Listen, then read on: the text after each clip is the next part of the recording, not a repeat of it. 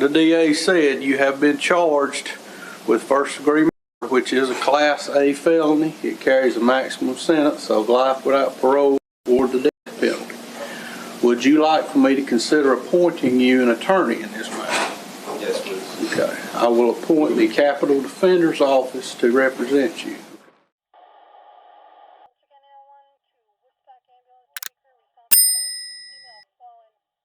A father of 5 in Zebulon, North Carolina, would call law officials and allege that he took the lives of 4 of his 5 children.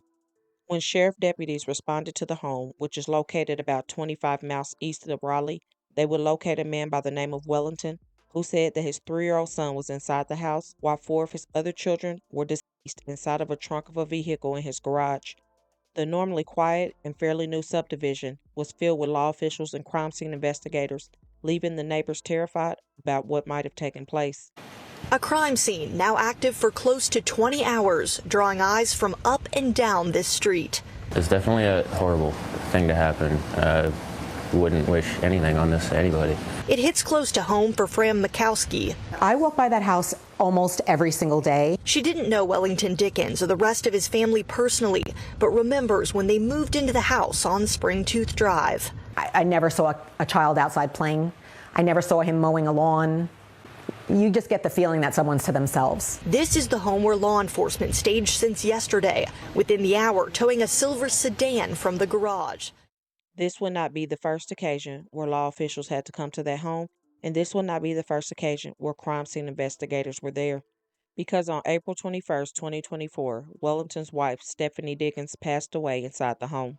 According to what was reported, it was allegedly because of pregnancy complications, and she was 37 at the time she lost her life. Stephanie and Wellington would tie the knot in 2015 after already having 1 child, and they would go on to have 3 more. However, before the 2 married, Stephanie was already a mother to 1 son who was now 18 years old, Sean Brasfield. 18-year-old Sean, 10-year-old Wellington Jr., 9-year-old Zoe, and 6-year-old Leah were all found in the back of that car, deceased. And according to what's been reported, they have been there since May of 2025. When people were questioned about not seeing the kids, no one had any idea that something like this had taken place. The first matter we have before you, Your Honor, is Wellington Delano Dickens III. Clad in a striped orange jumpsuit, Wellington Dickens heard the serious charges he's facing. At this time, I'm going to order that the defendant be held without bond. Charges the sheriff's office says he's admitted to. Monday night, Johnston County sheriffs say Dickens called 911, admitting he killed his children. Deputies found 4 kids inside the trunk of a vehicle in the garage at Dickens' home and believe they were there for a long period of time. According to charging documents, investigators believe the children have been dead since May 1st. Believed to be Dickens' biological children, ages 6, 9, and 10, and his 18-year-old stepchild inside. Dickens' 3-year-old son was found alive inside the home. By all accounts, it didn't appear that anything strange was going on at the home, and neighbors didn't recognize anything different. Matter of fact, most neighbors didn't even see the family, and the only time they really saw them is when they first moved in. Now, as for Wellington, he's an Iraq War veteran, and the last time loved ones spoke with him, they stated he appeared to be normal. And maybe because they heard the younger child, they assumed that the other children were okay too, and maybe he kept that child alive for a cover-up. However, his stepson Sean was 18 years of age, and I'm sure he had friends or someone looking for him, making the situation even more strange. What took place in Wellington's mind to take the lives of his 4 children and to leave them in the trunk of a vehicle inside the garage? Some believe that maybe he had a mental break after losing his wife and couldn't handle the pressures of being a single father.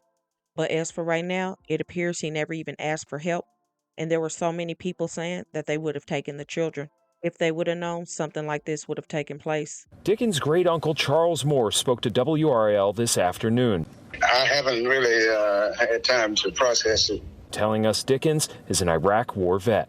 He was in the service and he had problems ever since he came back, I think. But like anybody else, I was just shocked, you know. You hear talk of that happening to other people, but you just wouldn't think it would happen to one of your own. Court records show Dickens married his wife Stephanie in 2015. A year later, they gave birth to a baby girl.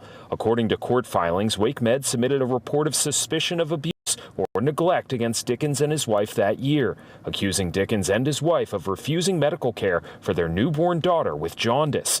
It's an accusation Dickens challenged and sued Wake Med over.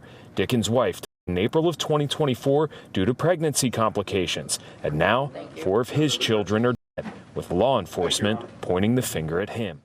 This is a video with him outside the home, inside of a bouncy house with his 4 children. They appear to be having a good time and enjoying life. Then you have this video where he's watching his young son dance in the kitchen, and it's called Shout Out to the Unalive.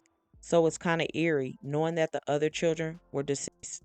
Now, even if they were still alive at this time, it appears he might have a special bond with his younger son, and that might be the reason he left him alive.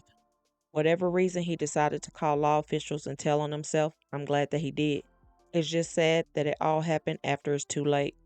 I wish he could have made a different decision before all of this took place and let someone know that something was going on with him. With this being such a new investigation, I'm sure more information will come out, and I just hope that Wellington tells the truth and everything that took place and what happened. And Dickens will be back in court here in Johnston County tomorrow. 3 of those additional charges were filed after his first appearance, so he needs to come back to hear those charges against him. But there are still so many questions about this investigation that we don't know yet. This is so sad and so tragic, and I just pray that those children didn't suffer. My thoughts and prayers go out to the family, friends, and loved ones, and everyone who has been touched by this horrible situation. This is a heavy burden for someone to have to carry, and now someone has to plan a funeral for 4 children after they just buried their mom last year. Then you have 3-year-old Jonah, who's not only lost his mother, but now his father, and had lost all his siblings. And I feel sorry for what that poor child has been through, and possibly what that poor child has seen, but maybe didn't know how to express it. Let me know your thoughts, and please pray for this family in this very dark time.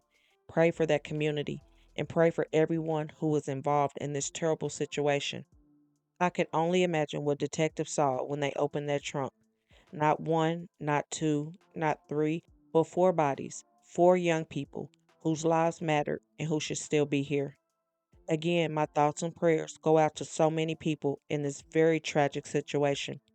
Please don't forget to comment your thoughts and prayers as well. And also hit that like button and share to make your people aware. And as always, remember to stay woke. Things change quickly.